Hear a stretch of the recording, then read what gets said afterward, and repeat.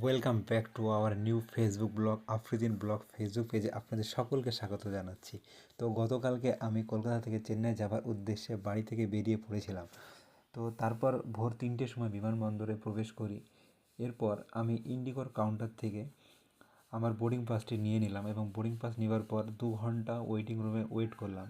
তো এই ওয়েটিং রুমের ভিডিও ফুটেজগুলো আমি আপনাদেরকে দেখাচ্ছি। তো এই চেয়ারগুলোতেই সবাই বসে ওয়েট করছিল ফ্লাইটের জন্য। বিভিন্ন জন বিভিন্ন জায়গায় যাবে।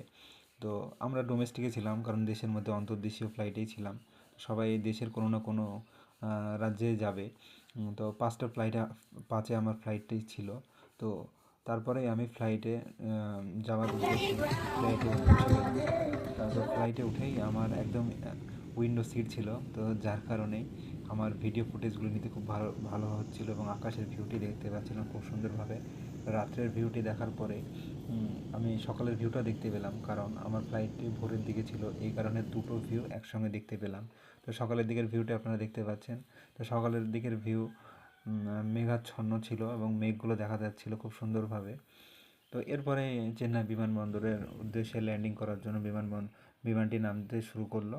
তো এরপরে চেন্নাই রানওয়েতে পৌঁছে গিয়ে আমরা ল্যান্ডিং করে গেলাম। তো আমাদের এই যাত্রাপথের ঠিক সময় লেগেছিল 2 ঘন্টা 10 মিনিট।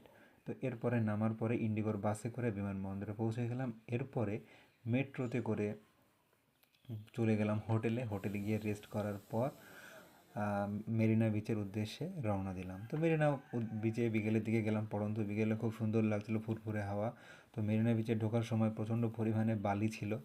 তো ওর বিচটা প্রচণ্ড বালি।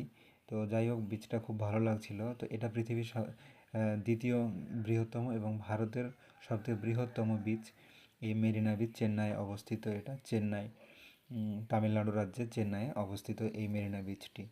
তো এখানে একটু অনেক লোক, প্রচুর লোকের সমাগম হয়েছে এই বিচে, দেখতেই পাচ্ছেন প্রচুর পরিমাণে লোক। অনেকে এনজয় করছে, অনেকে স্নান করছে। তো আমি বিকেলের দিকে গিয়েছিলাম এই কারণে। তো আমি আপনাদেরকে সামনে পেছনে দুটো ফুটেজই দেখাচ্ছি, দেখতেই পাচ্ছেন।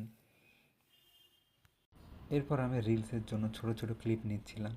তো আমি 2-1টা রিলসও পোস্ট করলাম। তো এরপরে আমি ফুড স্টলগুলো থেকে একটি ফুড চাট নিলাম।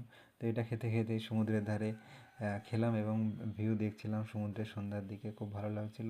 এছাড়াও আশেপাশে সমুদ্রের বিচের ওপরে যে স্টলগুলো ছিল, এখানে মাছ, বিভিন্ন ধরনের সামুদ্রিক মাছ এগুলো বিক্রি হচ্ছিল। তো এরপরে হোটেলে যাওয়ার উদ্দেশ্যে রওনা দিলাম। আজকে ভিডিওটি এই পর্যন্ত। ভালো লাগলে লাইক